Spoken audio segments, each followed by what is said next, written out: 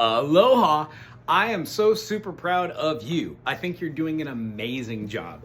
The things that we're learning on this ukulele all stem out of us playing these spider exercises every day, making sure that our fingers are going up and down the fretboard and we're pressing on our notes here with our fingers and moving them up and down. When we get up to the top, we go all the way back over here. We just keep going. Try and do those over and over again every time you play. 5 minutes here, 5 minutes there, okay?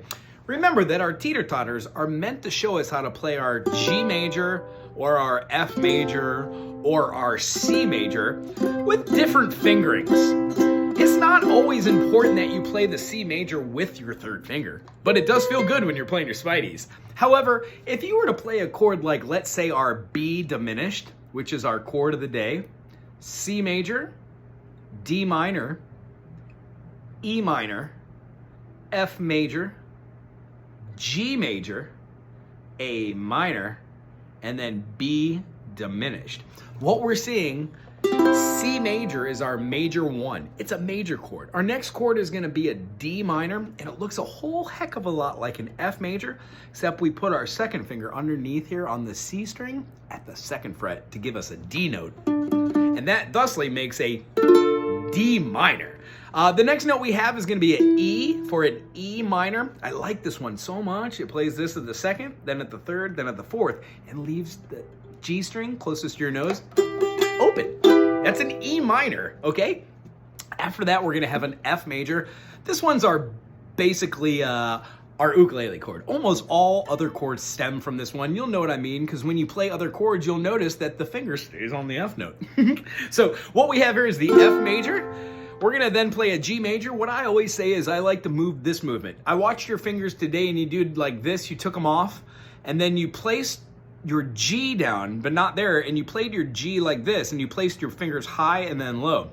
I would suggest maybe going from the F major, and then taking your finger, and then either going to the first fingering of G major, which would be this, by going whoop, going directly from here to here, and then laying down the one that goes right up, and then here. So the concentration, play F major to G major, F major to G major. This is F major in the first fingering to G major in the first fingering. Then try and play F major in the second fingering to G major in the second fingering. See how it feels for you. Other than that, A minor is right here. It's the only one that's played when all these are open. And then B diminished puts our finger on the F note, just like an F major. But rather than playing the F note and the A note, it puts the finger on the C on the 2nd fret for the D note, and then puts the finger up top to get those two awesome little bookends. All together, C major, D minor, E minor, F major, G major, A minor, B diminished, and then C again. Next week, we are gonna play another song, but for this week, can you play along with this for just a minute? We're gonna start here at 3 minutes and 35 seconds playing a C, F, G, and C. 1, 2, 3, 4, 2, 2, 3, 4. 1, 2, 3, 4.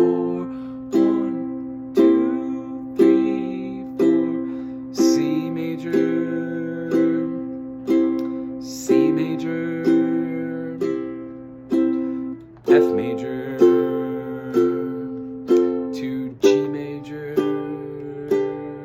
C major, C major, to F major, F major, then to G.